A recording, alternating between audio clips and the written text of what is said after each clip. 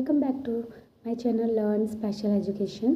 तो आज जो है हम बात करेंगे कि हाउ टू आइडेंटिफाई डिसेबिलिटी, कि दिव्यांगता की पहचान कैसे करें। तो ये वीडियो पेरेंट्स के लिए और टीचर्स के लिए और वो सभी स्टूडेंट जो डिप्लोमा या बीएड की तैयारी कर रहे हैं उनके लिए काफ़ी यूज़फुल रहेगा। तो देखिए, अगर हम दिव्यांगता को कैटेगराइज कर लेते हैं, कुछ न्यूरो डेवलपमेंटल डिसऑर्डर होते हैं या न्यूरो डेवलपमेंटल डिसेबिलिटी होती हैं जो ब्रेन से रिलेटेड है, हमारी बुद्धि से संबंधित हैं।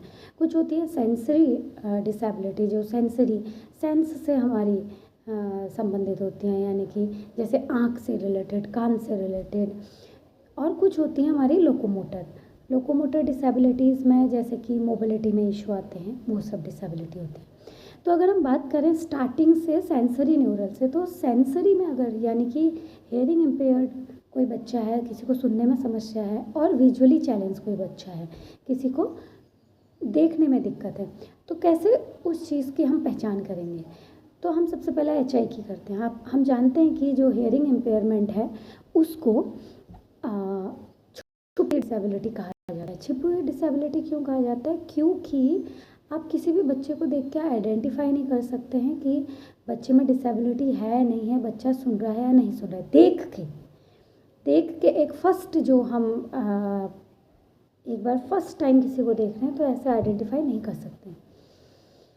तो जब बच्चा छोटा है तो हमें थोड़ा ज़रा माइल्ड स्टोन में चले जाते हैं कि बच्चे का डेवलपमेंट कैसे होता है। बच्चा छोटा है तो हमें कैसे पता चलेगा कि वो नहीं सुन रहा? पहले तो उसकी स्क्रीनिंग होनी चाहिए, जो कि अधिकतर देखा गया है कि नहीं होती है हमारी कंट्री में। तो क्या किया जाए? तो बच्चा, जैसे कि हम देखते हैं छोटा बच्चा जैसे जैसे धीरे धीरे उसके 1 दिन 2 दिन 3 दिन 4 दिन का बच्चा होता है, उसकी जो लिसनिंग सुनने की शक्ति होती है वो वहीं डेवलप पहले ही हो जाती है ना, पैदा होने से पहले ही हो जाती है।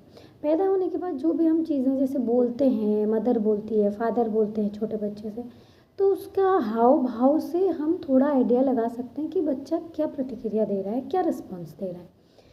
अब देखिए, बच्चा अगर थोड़ा बड़ा होता है, जैसे 5 मंथ 6 मंथ में बच्चा जो है ये जो हेड का कंट्रोल है वो सीख लेता है। तो अगर कहीं से आवाज़ आ रही तो माना इधर से आवाज़ आ रही तो वो इधर देखेगा, इधर से आ रही तो इधर ट्राई करेगा अपना हेड मूव करने की, वो भी तभी जब उसको सुनाई दे रहा होगा। तो ये बहुत ज़रूरी हो जाता है। अगर आपका बच्चा ऐसी प्रतिक्रिया नहीं दे रहा है तो आपको सतर्क रहने की ज़रूरत है कि शायद कोई डिफ़िकल्टी मेरे बच्चे में है, तो फिर या मेरे बच्चे को कोई ना कोई समस्या आ रही है। ऐसे आप, या फिर जब जैसे बच्चा रो रहा है, बच्चा रोता है, तो मदर क्या होती है, अगर उसके थोड़ा पास नहीं है, दूरी पे है, तो मदर वहीं से आवाज़ देके बोलती है कि मैं आ रही हूँ, जो भी मदर अगर बोल रही है। तो बच्चा देखा है अमूमन चुप होता है, माँ की आवाज़ सुनता है, अटेंशन पे करने लगता है कि हाँ कोई मुझे आवाज़ दे रहा है या कोई आवाज़ आई।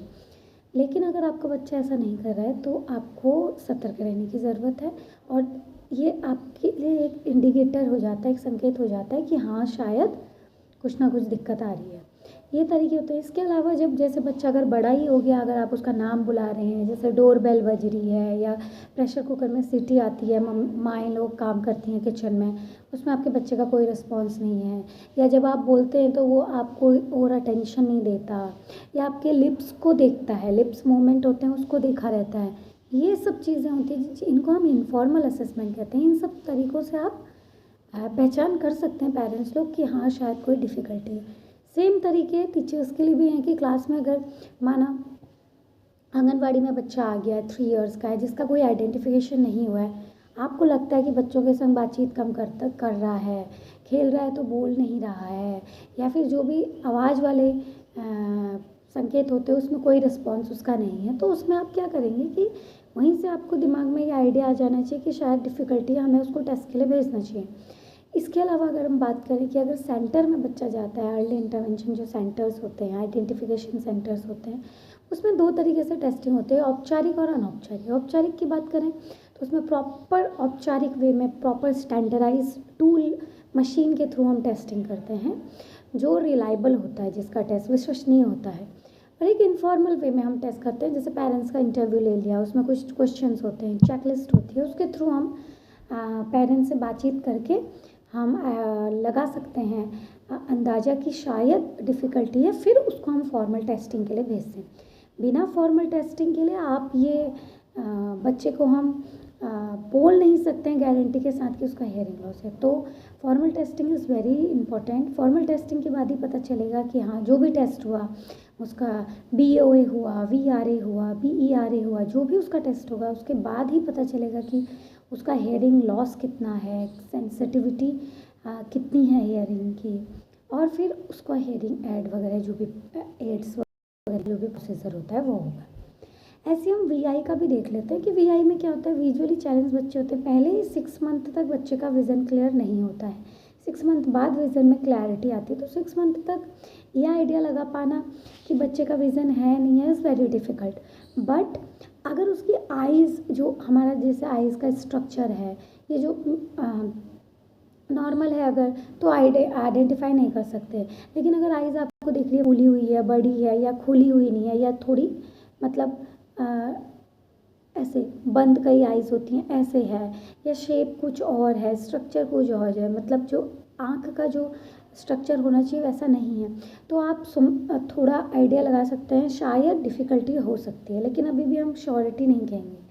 6 मंथ बाद जब विज़न क्लियर हो जाता है फिर उसके विज़न रिलेटेड हम टेस्ट कर सकते हैं, जिससे पता चले कि क्या प्रॉब्लम है, क्या बच्चे को एक्चुअल डिफ़िकल्टी आ सकती है इन फ्यूचर, तो उसका प्रिवेंशन हम अभी से कर लें।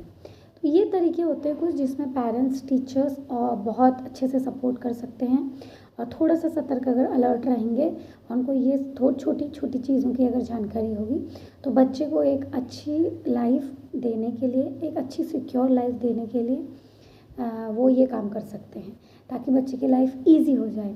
क्योंकि अगर ये सब का जो आइडेंटिफिकेशन, पहचान जल्दी हो जाए, किस तरीके से पहचान करनी है ये पेरेंट्स को पता चल जाए, तो तुरंत ही उसका इंटरवेंशन कर दिया जाएगा। जैसे 0 to पहले 5 ईयर्स तक उसकी क्रिटिकल एज मानी जाती थी, फिर 3 ईयर तक, अब तो 0 to 2, और फॉरेन में कई ऐसे रिसर्च हुई है जहाँ बोला गया है कि 0 to 6 मंथ तक कान की टेस्टिंग वगैरह ये सब चीज़ हो जाना चाहिए, ताकि जो गैप है 6 मंथ का जो गैप है उसको जल्दी फुलफिल किया जाए। क्योंकि जितनी देर आप उसको पहचान में लगाएंगे उतनी देर उसका इंटरवेंशन, उसमें हस्तक्षेपन स्टार्ट होगा, और उतना ही उसका डेवलपमेंटल रेट जो है, गैप उसका बढ़ जाएगा।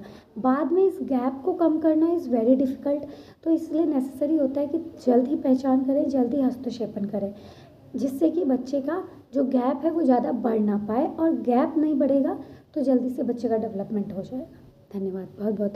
अगर आपको ये वीडियो पसंद आई, आपको इन्फॉर्मेटिव लगी है, तो लाइक, शेयर एंड सब्सक्राइब करना ना भूलें।